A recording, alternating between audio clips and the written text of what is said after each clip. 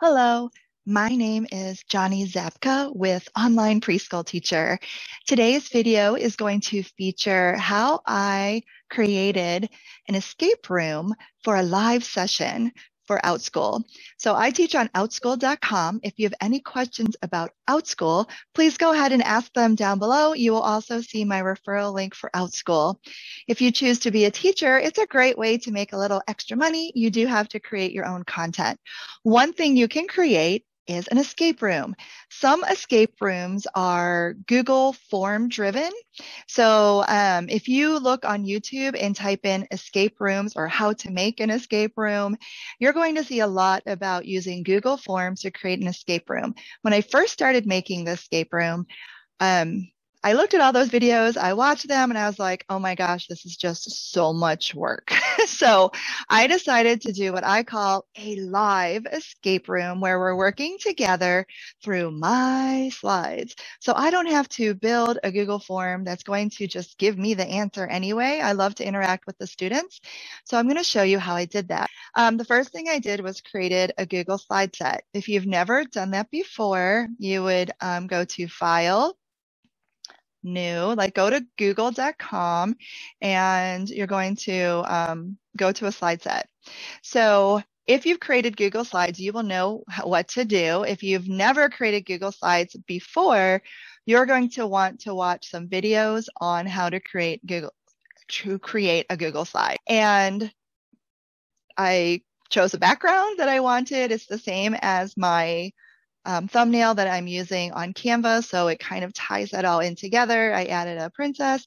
So anyway, I'm going to go ahead and show you what this looks like if I click through. So if I go to the second slide, it just shows the movie title and a heart. You know, we talk about this is something to just kind of get the kids started. It's like an opening. So I have, you know, hey, what is your favorite Barbie movie? Oh, and we talked about them and why, and then they introduced themselves, and then I went in and introduced the movie we were doing today. I gave them a storyline. Okay, so I gave them a storyline. So we read the storyline. I read this to them. And then at the bottom, it says, find all the big bold letters, unscramble the letters to get the answer. The clue is in the name of your class. So if you can see, you can find all your letters. So then the kids would write that down. And then in the chat box, how I do it live, so I don't have to make a Google form, is I have the students chat with me.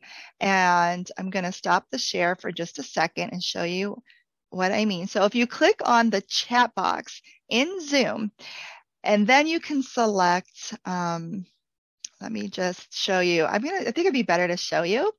So I'm sharing my screen. If you click on the chat box here, you can see who your messages are going to. All right, you can go to everyone. You can also have participant can chat with, host only. If you click on those little three dots and then select host only, then the kids can respond to you. So what I would say in the case of that very first slide is, okay, everyone, what are the bold letters? Write them down and then unscramble them. Then I would get their answer. So as soon as I got their answer, then I would be like, oh yeah, Sally, you've got it. You've got it. Okay, who's next? Who else has it? And the kids are just typing to you in there and answering that clue. And then once everyone has it, we move on to the next clue. So how this looks in the preview or present mode is like this. Okay, so if I go back, here is the first page. And if I click, we see the 12 dancing princesses I told you about. If I click again, they have this where they can break a clue down, and then they're going to chat. They're going to type that into the chat box. Then I actually went to the next page. If someone was really struggling, I'm like, okay, we have all our letters. Let's see. Here's our letters. And actually, I put this up while I was waiting for them to answer. And I'm like, oh, who needs a clue? First letter is a T. And then we worked our way through it until everyone answered. Second letter is a W. What do you think it is? And then we finished working our way through. Okay, so I just created those slides. If you know how to do Google Slides, it's going to move and go into there. So for me, I do Google Slides a lot, so this was easier than doing the Google Forms. So it's really just up to you what works for you. All right, the next one that I did with them was a Cypher wheel. So we had another clue with the Cypher wheel, and I set them up, and I'm like, oh, okay, here's how we use the Cypher wheel. So you're going to explain what the cipher wheel is, how they're going to find their letters. So make sure, here's one mistake I made. So you can either tell them depending on the age level, or you can let them figure it out for themselves. So are we looking at the blue letters or the red letters? What corresponds to what? So F in this case, if I look at blue, that means it's the letter T. All right, so that's how you can do a cipher wheel. Same thing, give them those little clues, let them figure it out, and then tell them, okay, type your answer into the chat box. Okay, so now we have a picture, and I just said, okay, you're going to have a little bit of time to look at the picture. So they looked at the picture, and then I asked them some questions. And in the cryptogram, I had a cryptogram that you can create. You can actually use just Google cryptograms, how to create cryptograms for free. There's ones where you can actually put the letters in and then tell them how many clues you want to give them. And then it will do this. It will also, there's different ones. This one was really hard for the kids. So I gave them some clues. Like I would tell them like B is what number and things like that. They had to get this question and then solve the question. So once they solved the question, they would type that into the chat box and then we would go from there. So then I'm like, yes, you got it. We have Genevieve. Okay. And then I had watch carefully. And I had a video. So the video, I have a little reminder for me to start the video at 25:57. Hello. Okay, so I'm going to show you how I toggle between YouTube and my slides. So I'm going to share my screen from Zoom. When I do that, I usually do portion of screen for my classes. I'm also going to click share sound down here and click on portion screen. Mine automatically pops up and knows that I have this green rectangle around my box. Okay, so here you will see there's a green rectangle around the part that I want to share.